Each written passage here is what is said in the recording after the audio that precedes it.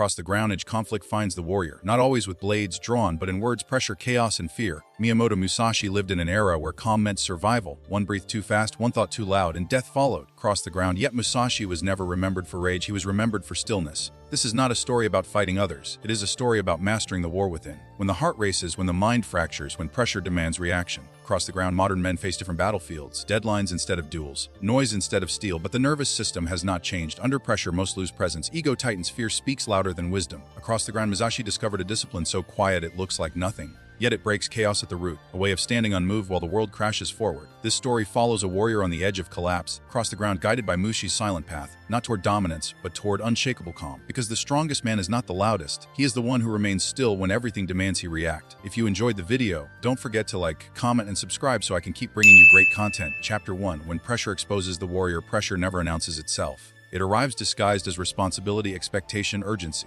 Across the ground, it slips into the body before the mind has time to argue. The warrior once believed himself strong, not because he never felt fear, but because he learned how to hide it. He moved fast, he spoke decisively, he stayed busy, and in motion. Across the ground is momentum for mastery. But pressure has a way of slowing time. In moments of conflict, his breath shortened, the chest tightened, thoughts collided like blades in the dark. Outwardly, he remained composed. Inwardly, a storm gathered. Across the ground, Ignis. This was exposure. Ancient warriors understood something modern men for discipline that survives comfort is not discipline at all. True discipline is revealed only when control is threatened. In Musashi's era, pressure meant life or death. A duel did not allow excuses. Fear was not philosophical, it was physical, immediate, unforgiving. Today, the battlefield has changed. Deadlines instead of duels, reputation instead of survival. Across the ground, but the nervous system does not recognize symbols. Only threat. Under pressure, the body narrows, vision tightens. Breath becomes shallow, the mind searches for certainty, for dominance, for escape. Across the ground, modern science confirms what ancient systems already knew. When fear rises, the mind shifts from awareness to reaction. Presence collapses. The ego takes command, and ego does not seek truth, it seeks safety. Across the ground, the warrior noticed this pattern too late.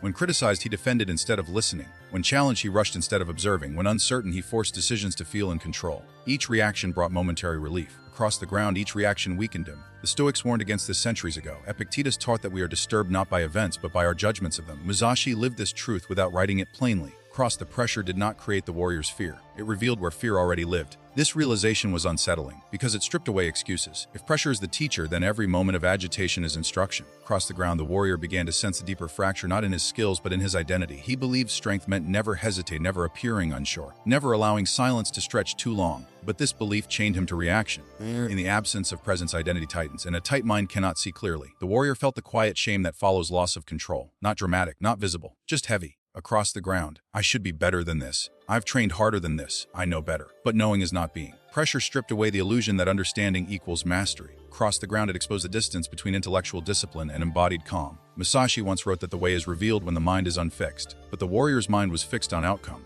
on image, on winning the moment. Across the ground, fear thrives in fixation. The more the warrior tried to dominate pressure, the more it dominated him. The more he resisted fear, the louder it spoke. This was the turning point, not a victory, but a pause. For the first time, across the ground, he did not seek to overcome pressure, he observed it. He noticed how it rose in the body before thought, how reaction followed sensation, not reason, how presence disappeared the moment identity felt threatened. Across the ground, this awareness did not bring comfort. It brought clarity. Pressure was no longer the enemy, it was the mirror. It showed where discipline ended and habit began, where silence was replaced by noise, where ego demanded control instead of mastery. Across the ground, the warrior understood something that could not be undone. His suffering was not caused by pressure itself, but by his refusal to remain present within it. And presence, he realized, is not found by force, it is discovered in stillness. Across the ground, exposed, unsettled, awake, the warrior sensed that his old methods would no longer carry him forward. To move deeper, he would have to learn a discipline quieter than effort, older than technique, and harsher than struggle. A discipline built not on reaction, but on silence. Silence is uncomfortable to those who have never mastered it. The warrior learned this the moment he stopped filling space with motion.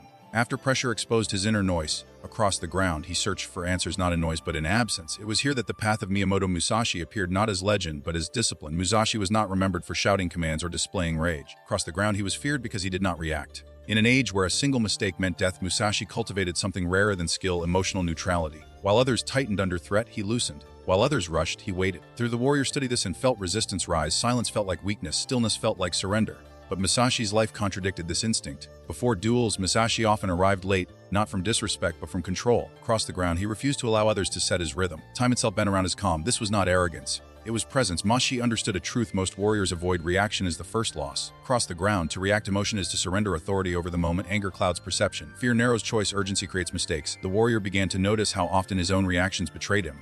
A sharp reply that escalated conflict. Across the ground, a rushed decision that closed better paths. A defensive posture that invited pressure. Musashi's discipline was simple but brutal. Observe without attachment, act without agitation, move without announcing intention. Across the ground was not empty. It was full of awareness. Modern science mirrors this ancient system. When the mind remains calm, the prefrontal cortex stays active, clarity remains available. Choice expands. Across the ground, Musashi did not overpower opponents with strength alone. He overwhelmed them by standing where fear could not reach. The warrior practiced silence in small ways, pausing before speaking, breathing through discomfort, allowing moments to unfold without interference. At first, the ego protested. Silence felt like losing ground. Not reacting felt like defeat, but something unexpected happened. In silence, others revealed themselves, their impatience, apart their insecurity, their need to provoke. The warrior saw clearly for the first time. Reaction had blinded him, stillness sharpened perception. Musashi wrote that the true path cannot be seen when the mind is fixed. Silence unfixed the warrior's mind. He realized that calm is not passivity. It is strategic restraint, a held blade, not a lowered one. This discipline demanded humility. To remain silent while misunderstood, to pause while provoked, cross the ground, to choose presence over image. The warrior felt fear arise in these moments, fear of appearing weak, fear of losing control. But fear lost its authority when it was observed instead of obeyed. Musashi did not teach through speeches, through embodiment, through showing that silence creates space and space creates mastery. The warrior understood now stillness was not an absence of action, it was preparation for precise action. In silence, across the ground, the mind gathers itself. In silence, ego loosens its grip. In silence, the warrior returns to the center. This was the silent way, not mystical, not gentle, but exacting, demanded discipline stronger than force. Across the ground, and as the warrior stood in this silence, he sensed that calm alone was not enough. Silence had to be trained, embedded, forged into reflex. For without training, silence collapses under chaos. The path ahead was clear, to walk Musashi's way. Across the ground, the warrior would have to discipline the mind before ever trusting the sword.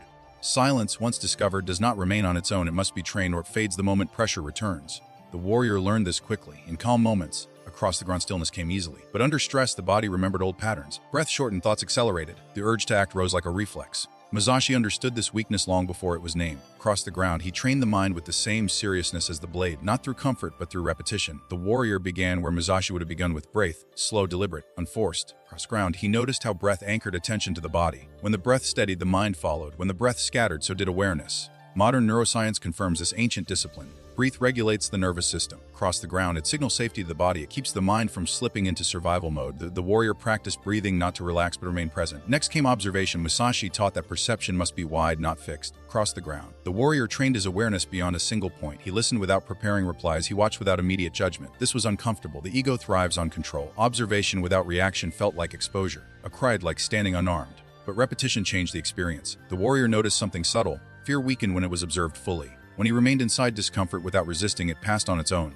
This was a revelation. A fear demanded reaction only when it was denied attention. When met with presence, it dissolved. Training continued in stillness and in motion, walking slowly, eating deliberately, performing simple tasks with complete attention. Across the ground, Musashi believed that how one does small things is how one does everything. The warrior saw truth in this. When attention wandered in minor moments, it fractured under pressure. Discipline was no longer about intensity, it was about consistency. Across the ground, each day the warrior returned to the same practices. Breath, observation, restraint. The mind resisted. It craved novelty, speed, recognition. But Musashi's system did not negotiate with the ego. It outlasted it. Gradually, across the ground, the warrior felt a shift. Silence no longer felt forced. Presence began to appear automatically. Under pressure, awareness widened instead of narrowing. Choices appeared where reaction once lived. Science would call this neural conditioning. Across the ground, Musashi called it readiness. The warrior realized that calm under pressure was not a momentary state. It was a trained response. What was practiced in stillness appeared in chaos without effort. Across the ground, this was the difference between knowing and being. Musashi trained not to avoid conflict, but to meet it without losing center. The warrior now understood the path's demand. Training was not preparation for some future test. Across the ground, it was the test itself.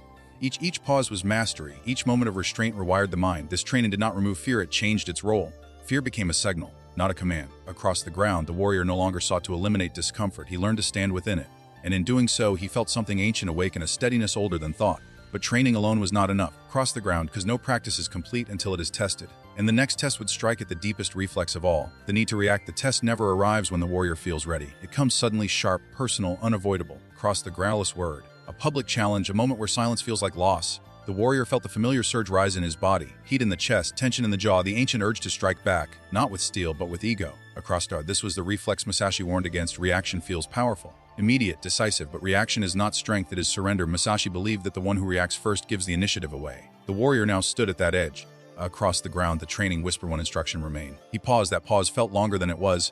Inside it, fear spoke loudly. You will look weak. You are losing control. The warrior recognized the voice. It was not wisdom. A brand, it was identity fighting to survive. Ego is born from image. It needs defense. It needs validation. Reaction feeds it. The warrior remembered Musashi's discipline to let the opponent reveal themselves first. In modern terms, across the ground. This meant restraint. He allowed the moment to unfold without interference. The discomfort peaked, then softened. Something remarkable happened. The other person faltered. Their aggression lost momentum. A breath, the space created by silence unsettled them. Stillness had shifted the balance. The warrior saw clearly now reaction is rooted in the need to protect identity, not in the need to act wisely. Each time he withheld reaction, the ego weakened. Across the ground, this did not mean suppressing emotion, it meant refusing to obey it. Modern psychology supports this ancient trim. Impulse control strengthens with delay. The brain learns that not every stimulus requires response.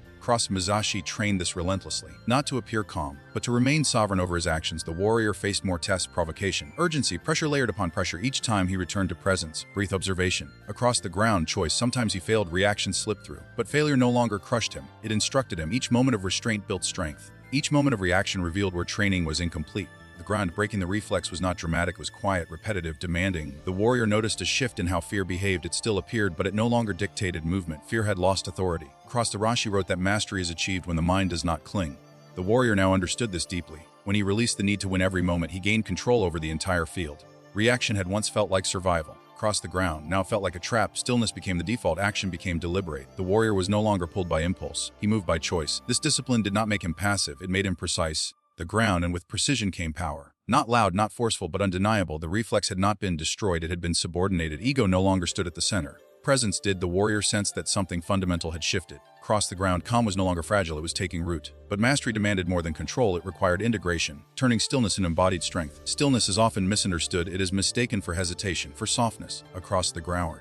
But the warrior now knew better. Stillness was not the absence of power, it was power under control. Where reaction once lived, there was now space, and in that space, clarity emerged. Across the warrior noticed the change first in his body. His breath no longer betrayed him under pressure. The chest remained open, the jaw relaxed, the eyes softened, yet sharpened. This was not accidental. Across the ground, it was the result of discipline layered upon discipline. Musashi believed that true strength is quiet because it does not need to announce itself. A blade does not shout before it cuts. A mountain does not prove its weight. The warrior's presence began to affect others. In tense moments, people slowed around him. Arguments lost momentum. Urgency softened. Stillness altered the emotional field. This was not dominance through force. It was authority through presence. Modern psychology would describe this as nervous system regulation. A calm system influences those nearby. Humans unconsciously synchronize with steadiness. Musashi lived this centuries before it was measured. Across the ground, the warrior no longer rushed to fifth silence, pause to stretch. In those pauses, truth surfaced. Others revealed their intentions, their impatience, their uncertainty. Stillness became a mirror. Across the ground, the warrior realized something critical. Calm is contagious, so is chaos. Where he once absorbed tension, he now neutralized it. Fear still appeared, but it arrived without urgency. It was observed, acknowledged, and released. Of ground, this was controlled power, not explosive, not reactive. Musashi wrote that when one understands the rhythm of conflict, there is no need to hurry. The warrior embodied this rhythm now. He acted neither too early nor too late. Decisions arose naturally from awareness. There was no struggle to appear strong. Strength was felt quietly. The ego, once desperate for recognition, had grown silent, not destroyed, integrated. Around, the warrior understood that ego is not an enemy. It becomes destructive only when it leads. Now it followed. Stillness allowed the warrior to respond instead of react, to choose words carefully, to move deliberately. This was not slow living. It was precise living. Musashi's later years reflected this mastery. He fought fewer battles yet remained undefeated. The warrior saw the lesson clearly. Mastery reduces unnecessary conflict. Power that must prove itself has not yet matured. Across the grounds was not something the warrior did anymore. It was something he was. Under pressure, he did not reach for calm. Calm was already there. This did not make life easier. It made it clearer. Challenges still came. Pressure still pressed across the ground, but the warrior no longer bent inward. He stood grounded. The path had reshaped him, not into a louder man, but into a deeper one. He understood now that true authority does not dominate the moment. It stabilizes it. Across the ground, stillness had become his signature, his discipline, his strength. And yet the journey was not complete, because mastery is not a destination, it is a way of walking. The warrior sensed that the path ahead would demand constancy, not a fort, across the ground, but awareness. The warrior did not leave with trophies. There was no final duel, no audience, no moment that demanded applause. He left with something quieter and far heavier. Clarity. He understood now that calm is not something you achieve and keep. It is something you return to again and again under different skies. Musashi never claimed enlightenment. He claimed discipline. The warrior saw the truth in this. Across the ground, every day would present pressure, every moment would invite reaction. The path was not about eliminating conflict. It was about meeting it without losing center. Calm had become his ground, not his goal. Across the ground, he noticed how his relationship with fear had changed. Fear still appeared before important decisions, before uncertainty, before the unknown. But fear no longer felt like a threat, felt like a signal, a reminder to return to presence. Across the ground, this was mastery, not dominance over emotion, but partnership with it. The warrior walked without urgency now, not slow, intentional. He no longer rushed to define himself. Identity had loosened its grip. Across the ground, Musashi taught that attachment clouds perception. The warrior had learned to let moments pass without needing to own them. In silence, he listened more than he spoke. In conflict, he observed more than he asserted. In pressure, across the ground, he breathed before acting. These were not techniques anymore, they were reflexes. Modern science would call this integration. Ancient systems called it alignment. The warrior's presence carried weight across, not because he demanded respect, but because he did not require it. Calm had reshaped his decisions. He chose fewer battles. He wasted less energy. He conserved strength for what mattered. This was not withdrawal from life. Across the ground, it was engagement without entanglement. The warrior realized something final and liberating: pressure would never disappear. But pressure no longer dictated his behavior. Musashi walked his path alone, not because others could not follow across the ground, but because mastery is always personal. The warrior accepted this solitude, not as isolation, but as responsibility. Each moment required awareness. Each choice required presence. There was no finish line, only depth. Across the ground, the path continued, through work, through relationships, through uncertainty. Calm was no longer fragile. It was resilient, and resilience is quiet. The warrior understood now that unshakable calm is not the absence of movement, the ground, but movement guided by stillness. This was the ancient path, not secret, but demanding. Those who seek shortcuts never find it. Those who embrace discipline walk it without needing permission. The warrior did not claim mastery, he embodied it. And in that embodiment, he carried Musashi's silent discipline forward, not as history, but as lived truth. Calm under pressure is not gifted to the warrior.